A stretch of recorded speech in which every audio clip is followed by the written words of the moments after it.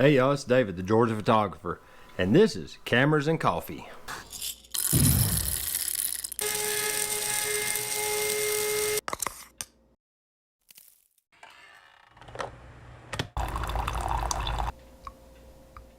Wow, it got really dark outside really fast. Huh, must be clouds. Anyway, today on Cameras and Coffee, I just kind of want to talk a minute about the GFX100 review that Ken Wheeler did. I watched the first 15 minutes of it and I got about 8 key points out of it in 15 minutes. If he would do editing and cut out the repetitions, I think his videos would be much more digestible. He brings good content. He unfortunately, coffee's done. Alright, now we got our coffee. There we go. He done an extensive review, but unfortunately he's repeated himself so many times that I lost interest in the video after I watched it for the first 15 minutes. I gave up after that. I started counting the times that he would say the same exact statement just over and over and over, and then it was like, are you ever gonna get to the actual meat? You know, he would drop little nuggets along the way. You know, like the autofocus was really good and fast, and that let me see here, what else did he say?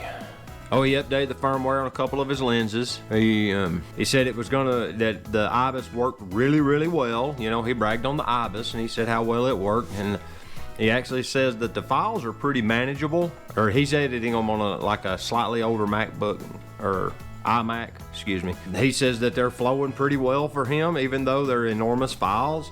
So it's possible that, you know, that maybe he's got his system tuned really well. I don't know. But for me, a 200 megabyte raw file is gonna be hard on my machine to process. Once you do a bunch of edit flow steps to it, it's gonna really lag it down. All that aside, if you can wade through the review, he actually has a pretty good review about it. It's just that it seems that like it almost seems like he's trying to drag it out 25 minutes. I mean, I'm sorry, but just on the face value, maybe he's not. It just seems like he is. Oh yeah, July 11th, I will be in Philadelphia, Pennsylvania. We're going up there for Sierra's rock climbing competition, but I've got the 11th carved out for a photo walk. For real, may as well drink some coffee. This one back here will start in a second. Wow, it got really dark. Second thing is, I'm going to be in Philadelphia, Pennsylvania on the 11th of July, which also happens to be my birthday. Coincidence? I think not. Anyway, I want to do a photo walk. So if any of y'all are in the Philadelphia area, then y'all want to meet up with me and do a photo walk, shoot me an email. The email is in the description and we'll start coordinating it.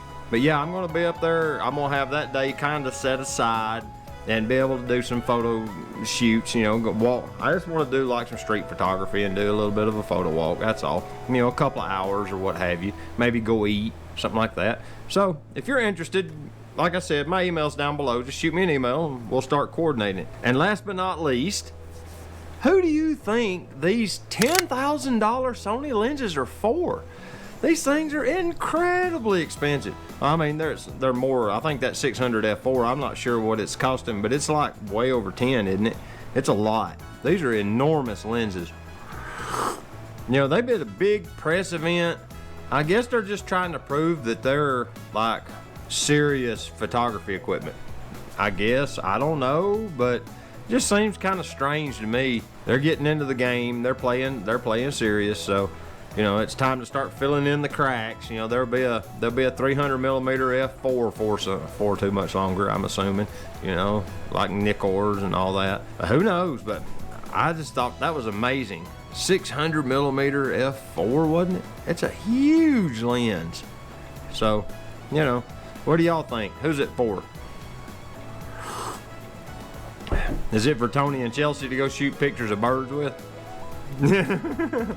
Anyway, oh, I got one other thing. Let me go grab it. I have this. I got this for the cost of the lens. This is incredible. The Minolta X700 with a 50mm f2. This thing works perfectly. So let me turn it on. Perfect function. It's got exposure compensation. You got 2 stops either way. It's got program mode, which is kind of nice if you just want to set it and forget it and just get the shot. And it's got auto aperture control based off of that. You set it here and then you throw this little switch on the lens, locks the lens, kind of like a Nikon lens does with auto aperture control. And then you move this lever over to program and it does the math. Pretty smooth. The battery compartment's like new on it. It's perfect. Got it for a song. We're gonna play with this some. Probably put some black and white film in it.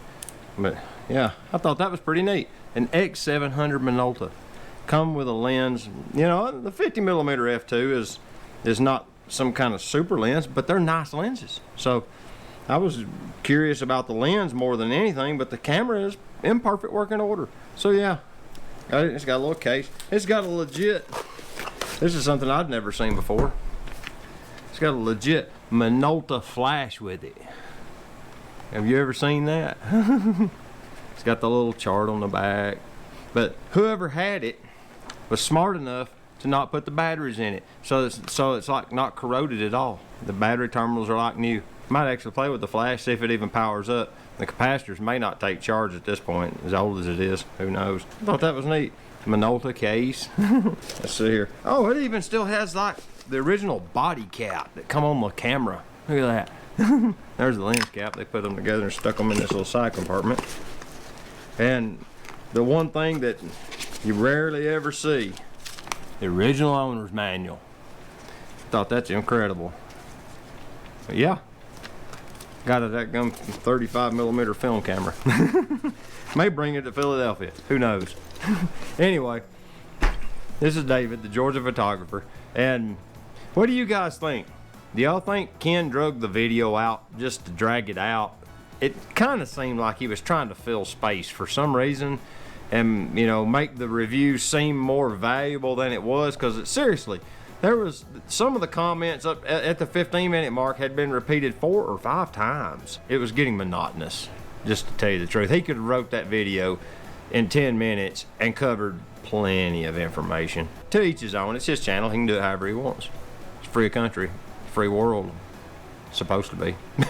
This is David, the Georgia photographer. Leave me your thoughts down below. And if you like the video, give me a thumbs up. And if you like the channel, consider subscribing. I'm closing in on 1,000 subscribers. I'm just this close. I think I'm, as of this video, is 997. 1,000. That's incredible, guys. I really appreciate you. You just don't know how much I appreciate all the support you guys give me. Until next time, this is David, the Georgia photographer, and get your camera out and go take some pictures with it.